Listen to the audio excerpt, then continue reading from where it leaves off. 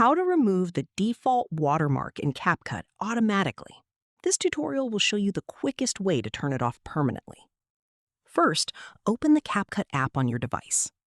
Once you're on the home screen, you can just click on the Me icon. Tap on the Settings icon located in the top right corner. Inside Settings, look for the option called Add Default Ending.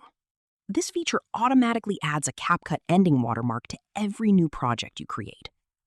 Simply tap the toggle next to Add Default Ending to turn it off. That's it.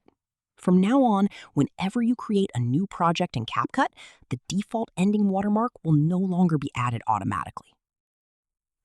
If you've already created a project and the ending watermark is still there, open that project, go to the end of the timeline, select the CapCut ending clip, and delete it manually. And that's all you need to do to remove the CapCut default watermark automatically. If you found this CapCut tutorial helpful, don't forget to like the video and subscribe for more CapCut editing tips and beginner-friendly tutorials.